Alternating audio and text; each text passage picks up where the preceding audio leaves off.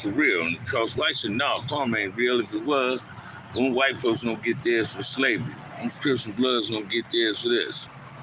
Let me share something, man. Karma ain't got no time, no set time of day to come back and get you and bite you on your ass. But karma is real. And every Crip and Blood, in some form, shape, or fashion, has experienced karma. Believe that.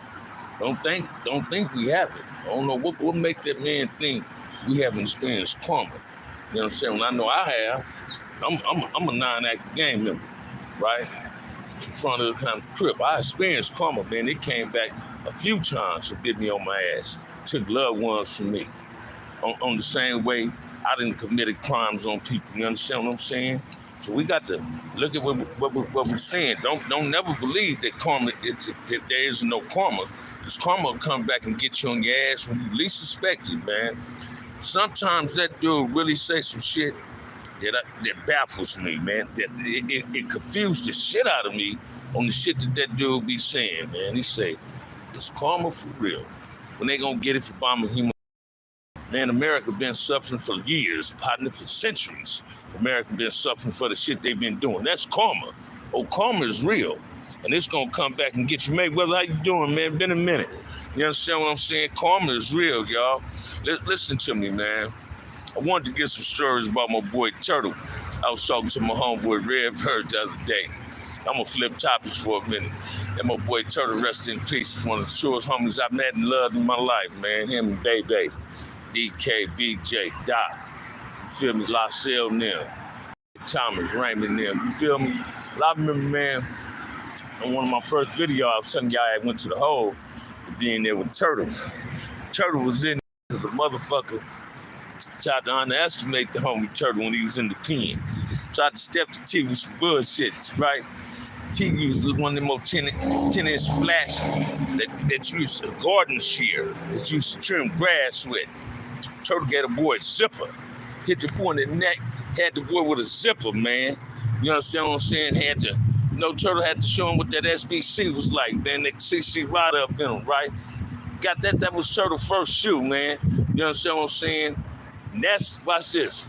That was karma. This dude that approached Turtle was a motherfucking bully.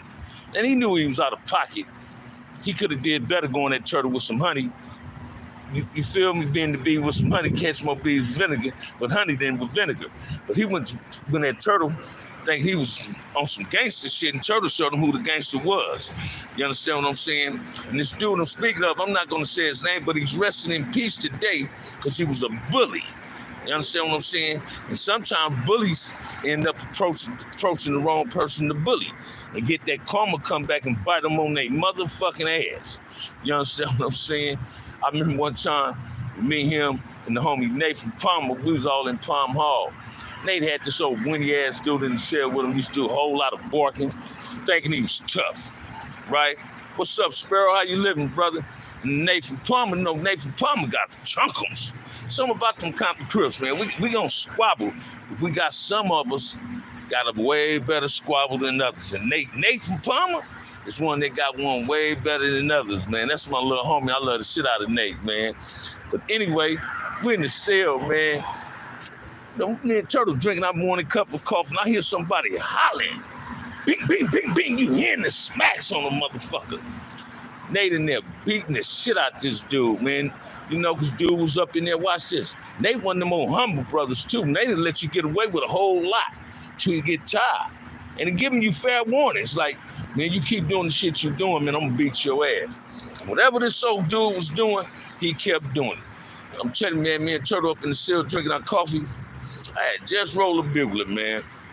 All I heard say, bow! You can hear it like it hit me in the motherfucking face. Next thing I hear the boy say, stop, Nate. I'm good, cuz. I'm good, cuz. I'm good. Nate beating the shit out this boy. You feel what I'm saying? That goes to show you karma. He had another dude that had cellies, and they was lying him to jaw jacking that shit, pop that old rah-rah shit like he was hard. Nate let him know, man, I ain't the one. But Nate had to show him with actions. Nate whooped his ass, man.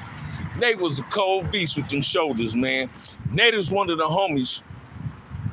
Although I was under paperwork, CCO, Consolidated Crip Organization, Nate wasn't hooked up under nothing. He represented one thing, Compton Crip, Palmer Block. And he represented it well, but he represented the whole Compton. He must have was under paperwork.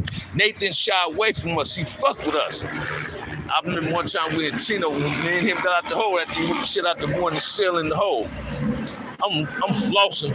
We in Cypress or Sycamore, one of them motherfuckers. I'm roaming up your tears. I'm trying to hustle. I got a little weeds. I'm trying to sell some joints and a couple of caps. But I'm going to Nate's cell. See, Nate just get out the hole. I go to the cell, Nate got another motherfucker up in there. This dude, watch this. I was been out the hole about 3 weeks before Nate. This dude walking around the building like he hoarding a motherfucker. Right? They took Nate out the hole, so I get to the cell. The boy in the cell sitting on the bottom bunk shaking like a leaf, man. I mean, like a leaf. He like this on the tree. He's shaking like a motherfucker. Because Nate in there giving him that Compton Crip law. Like, hey, don't nobody tell me what to do. This how I do me. I do me. I had to tell Nate, man, hey, Nate, get a boy pass, man. Get the nigga up out the cell. Nate was finna have that boy up in there begging for his motherfucking life. You understand? Now, I ain't trying to glorify what my homies done did in prison, because I done bust on some motherfuckers in the pen. And every motherfucker ever bust on in prison deserved to get busted on. Because they was Charleston White acting motherfuckers. They was American Busta acting motherfuckers, thinking they was tough. You understand what I'm saying? So I be tired of motherfuckers like Charleston White say, yeah, look at, he was saying something on the video. Look at any riots in the prison. And the Mexicans pull out them knives and brothers run. Look at the commercials, brother. You don't have a choice but to stay down. You can't do no running. There's nowhere to run to in prison. You can't run and hide in prison when it's a riot. You got to stay down for your eggs and grits. You feel what I'm saying? And a lot of us stay down. I'm one of many that just stay down for their eggs and grits when the riots happen, because they come unexpectedly. No, the knife don't put pump fear in nobody. When you approach a motherfucker with a knife, you give him that adrenaline and say, man, I got to save my life. And that's what a lot of us do when your op come at you, your enemies come at you up in that motherfucking system. So I was a dude in the penitentiary, man. All my shoes, I did 2 shoes for stabbing 2 inmates. But the majority of my shoe terms is because I put hands on the motherfucking police. You feel what I'm saying? That's what CCOs is known for. Handling our business when it's time to handle our business, but also putting hands on the police, whooping their motherfucking ass. You understand what I'm saying? First time I ever whooped the police because he broke my color TV, man. Dropped it, potentially. I said, man, you gonna give me a new TV. He said, 602, man, that's a write-up. I said, man, I ain't got time for that. You finna go in that cage, getting one of the new, I don't give a fuck who TV it is. But you finna give me a new Zen's color TV. He said, man, let me walk you to the cage. Which is good when he starts saying, let me walk me to the cage, that's getting me away from the other police. I was about 10 feet away from the other COs. I turned around and said, man, give me a TV. He got to barking. Bing, bing. I 2-piece him. Break his jaw, whip his ass. He run up out of R&R. Police named Vasquez, man. He run up out of R&R. Hit that panic button. They run up in there. I put my back on the gate. On the cage, now I'm chuckling. They get me down on the ground. That fool Vasquez fired on me. Hit me in the eye. I said, man, my eyes swell up. I'm going to beat your ass every time I see you if I ain't cuffed up. It was a lieutenant named Williams' sister. She knew me from Tracy. Now she made it to be a lieutenant. She doing this. Just stop moving, Bam. Just let them cuff you up. They get me to the hole. Police like, man, where you from? Like, man, I'm from Compton. They treat you like they treat you in L.A. County Jail. Put your face on the wall. I said, man, you got me fucked up. I'm not putting my face on no motherfucking wall. L.A. County sheriffs do that to busters. Real motherfuckers don't put their face on the wall. I don't get down like that. You understand what I'm saying? Now, I ain't glorifying prison or nothing like that, but it's going to when you hear these dudes say karma. You understand what I'm saying? What's up, Gerald Parker? How you living, homie? How you living? CC Rider love to you, baby. I'm just preparing myself for work today, enjoying this nice-ass weather. My job had a little party. We worked 4 hours yesterday. They paid us for 8, but one of the floors at the Paramount building, they had a little Halloween thing, like, then I ate so much motherfucking candy, I had a sugar high last night, man. It fed us the pasta, prime ribs and all that, and it was real good. You understand what I'm saying? We're going to have some chicken today. One of the employees going to bring the chicken to me. This the home girl. I got a lot of love for it, too. Hispanic girl, man. You know, I work with a lot of Hispanics, right? About 8 Hispanics. And they cool in the motherfucker, man. You know, understand what I'm saying? They cool in the motherfucker. We exchange ideas, and I'm the oldest, so they get at me for some advice sometimes. And I be like, damn, why they reach out to me, but they respect the G in it. You understand what I'm saying? It's all about respecting each other. Hispanics and blacks getting along. Some American Busta say we can't do.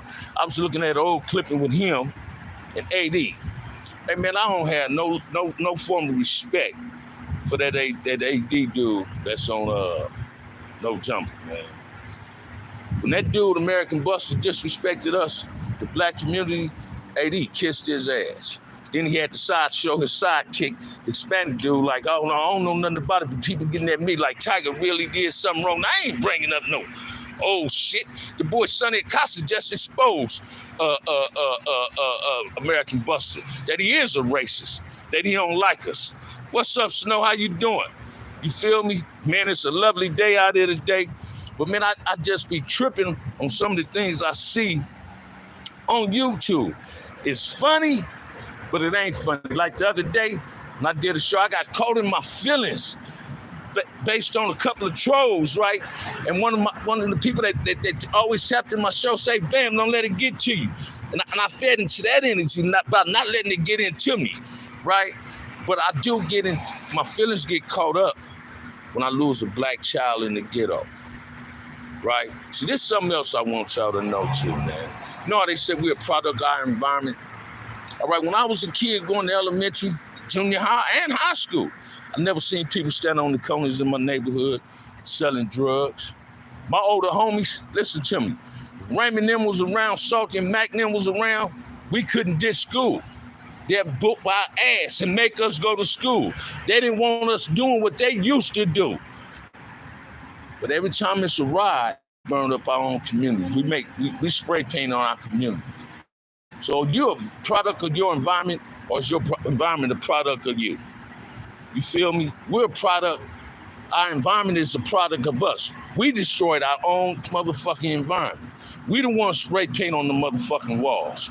We the ones burn shit up when it's a motherfucking ride, when we need to be marching as soldiers, going to step to these motherfuckers. Man, I used to, looking at old clippings how the Panthers went to Sacramento and went to the state building and showed them their rights. This is what we got to start doing. Watch this, man. Colorblind is better than good. Spyro is perfect. Want me to tell you why?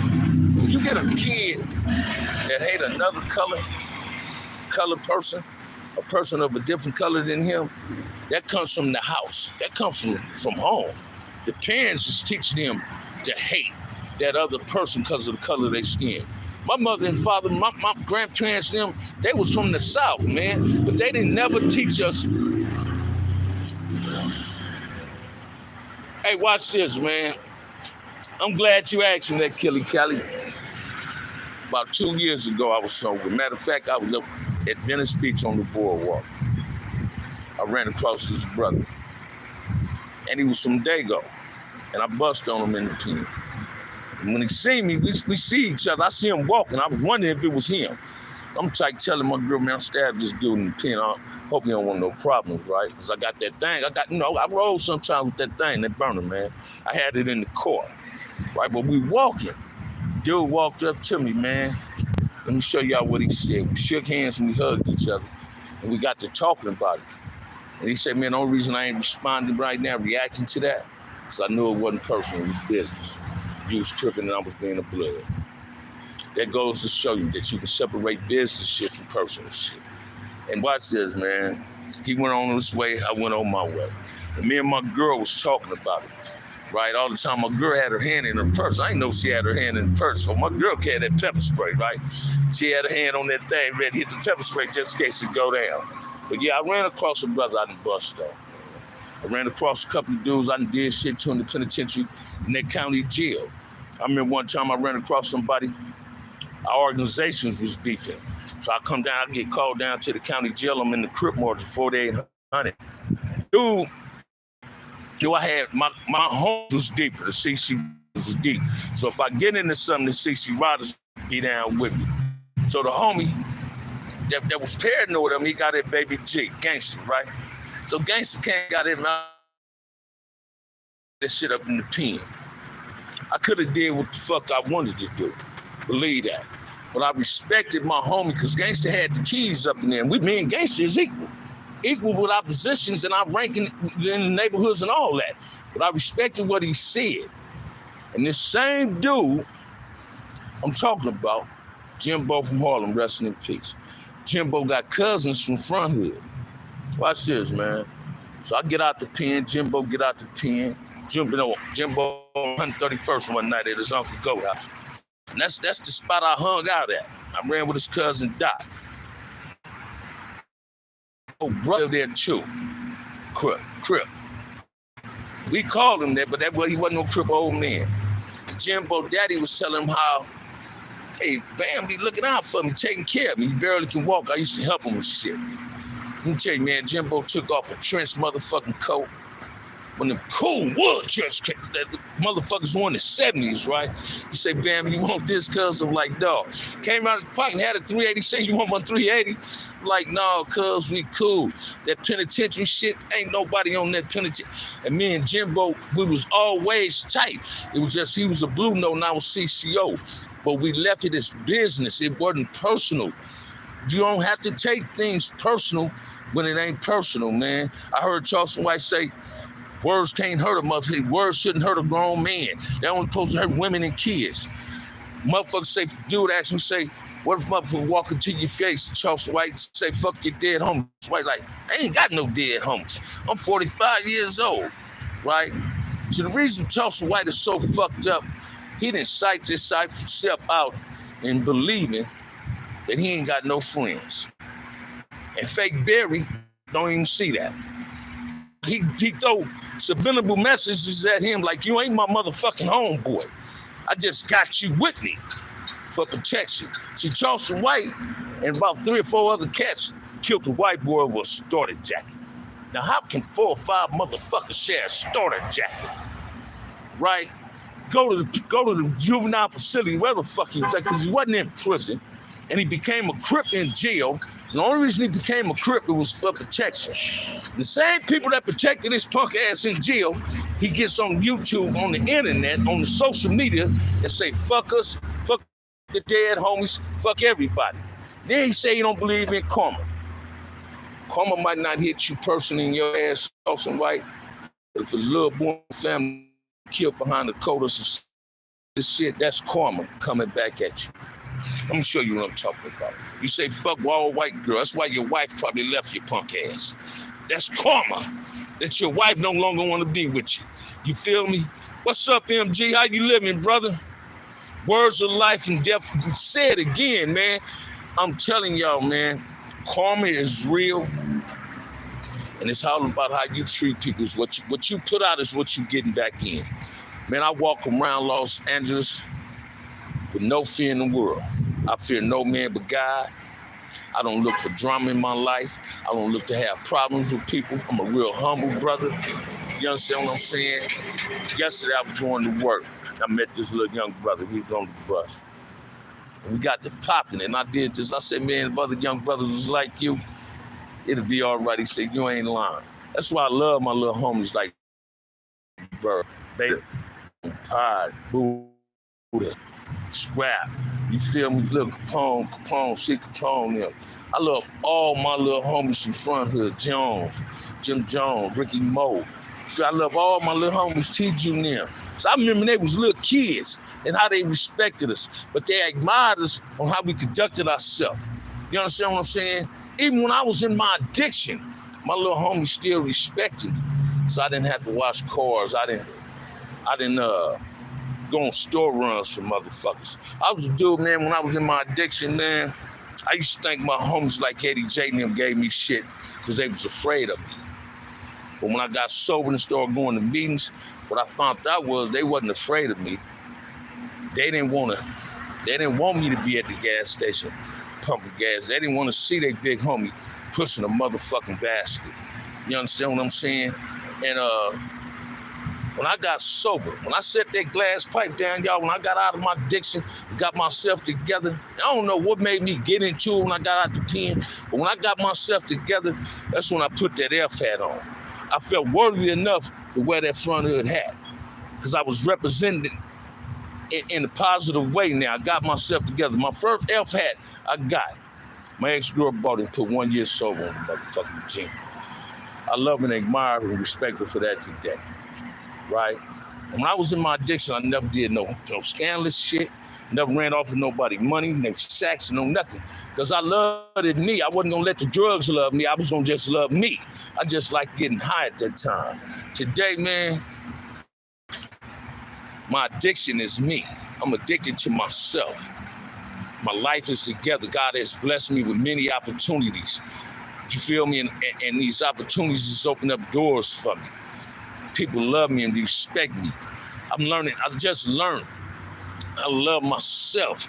I'm learning how to love life, appreciate life. I cherish my freedom. I can honestly say today I'm never going back to prison.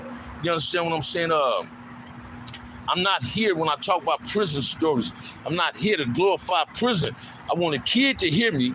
I want to tell you so much about my prison experience that it scares a young dude to not want to go to prison.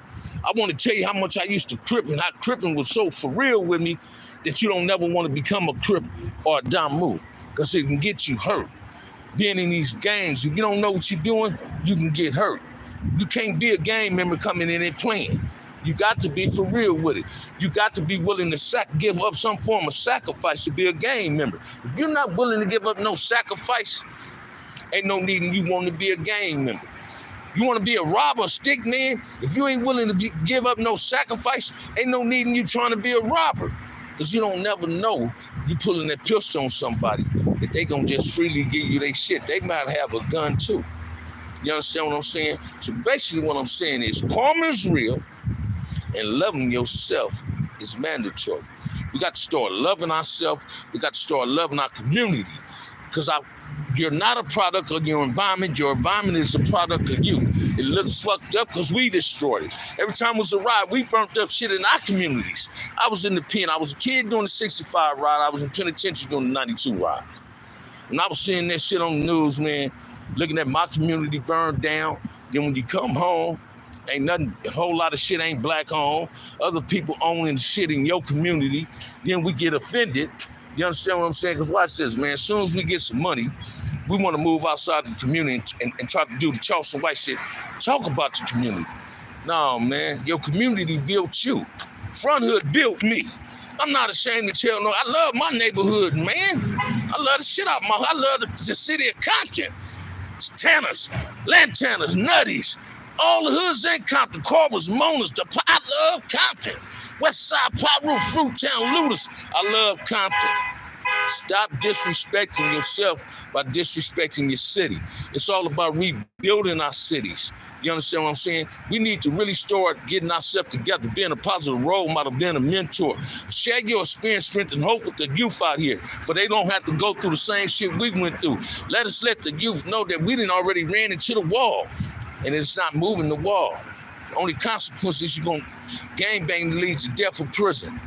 Selling narcotics, getting a whole lot of money, and they taking it. It's all about being a responsible black role model in society because the kids is watching us. You feel me? It hurts me when I see these brothers that play ball, these professional motherfuckers play ball, they got these white girls on the side of them. They go to college and they got these white girls get a hold to them. They ain't liking you because you look fly, because you got that bald head with them waves, your beard or your goatee looking cool. You feel me? They looking at you for a paycheck. They looking at you because you can dribble that basketball good. They looking at you because you run that football good. You can hit that baseball out the motherfucking park. That's why they fucking with you. Black men, grab that black woman. Show that black woman that she's the phenomenal woman, and you know how to appreciate that woman. So this one thing I learned in prison. Prison taught me this, how to appreciate a black woman. Man, my best friend, the cover girl, Poo Poo, stayed down for me, man. She stayed down so tough for me in the penitentiary. I mean, one time I was going on a visit. New Folsom, the black CO female, got at me. She said, damn, hey, Bam, you know, COs call you by your nickname. Hey, Bam, I'm like, yeah, what's up? And your girl live in Sacramento? I'm like, no, my girl live in LA. Paramount to be Pacific. I say, damn, you going to visit damn near every Thursday. Folks used to have visits Thursday, Friday, Saturday, right? And Sunday. I said, yeah, she love me and I love her. Oh, I used to hustle. She used to make sure I can have things to hustle. Then she told me one time on a visit, she want to see me come home. So that means I can't hustle no more in the pen. And she ain't going to supply the hustle. You understand what I'm saying? It's because of her. She played a pivotal role in my life. She's my best friend today. She's married. She's a minister. I love her. I'm proud of her. We got to start encouraging each other, y'all. You understand what I'm saying? There's a lot of black businesses going on. I got a niece, got her own nail thing now because of COVID. She went to the school, got her license and everything. One day I'm gonna see if I can post it on there. But these women in LA can go to Bellflower, man. Go to my niece. Get your feet did. Get your fingers did, man. Cause she own it. She do the makeup, all that. My little niece Nashana be doing her thing. I'm so proud of her. The way she's the perfect mom for my nephew JoJo. You understand? I'm so proud of my niece Tanika. My niece Amanika. Sade, little Minnie and them, they doing their thing, man. My little cousin, Mary Olive got a business. We got to support black businesses. Watch this. And these people I'm talking about is 15, 20 years younger than me. Got their life on deck. They good parents. So don't tell me they ghetto breed fucked up people. We some humble people. Don't tell me they ain't black role models in these kids' lives, because it is some black positive role models. All of us ain't like the father that son and got caught up with the shit at Roscoe's. We doing better and we know how to do better. But it's on us to enlighten those that don't know how to. If you don't know how to do nothing, teach that person how to do something. If you got a black-owned business, go spend your money with the black-owned business. That way you ain't got to complain somewhere else. You understand what I'm saying? Let's start supporting each other. Black love equals black wealth. Black wealth equals black love, y'all. This is what we got to do. Y'all hit that like and subscribe button, man, because I'm enjoying this right now, man. I'm enjoying this, man. The sun is out. I got 2 or 3 more hours before. Matter of fact, about 2 hours. I'm gonna get on this thing, go take my black ass to work, go check in and get my bread, man. You feel me? It's all about securing the bag. Once I secured the job, now I'm securing the bag. Because I got to show up. I must be responsible in order to get a paycheck. And that's what we got to do, y'all. Let's start being responsible for what's going on in our community. Let's uplift our community instead of tearing down our community. You understand what I'm saying? And it's the best 30 I can give y'all, man. Y'all hit that like and subscribe button. If somebody got in their heart want to get that lunch burrito, I'm always ask for lunch when I do a show. So anybody want to give me that lunch burrito or that 10-foot Subway, send them in my way. $ OG Band 131. Lunch on who? I appreciate that. I'm always ask for lunch when I go home before I go to work, y'all. So $ OG Band 131. $ OG Band 131. Somebody bought me that foot long from Subway or bought me a hell of a burrito from Bill's Taco House on Manchester and Western. I appreciate it. If ain't nobody told you they love you today, bam, love you. Let's uplift the black community. Peace, love, and happiness. Another time. One more time. $ OG Band 131, y'all. Peace.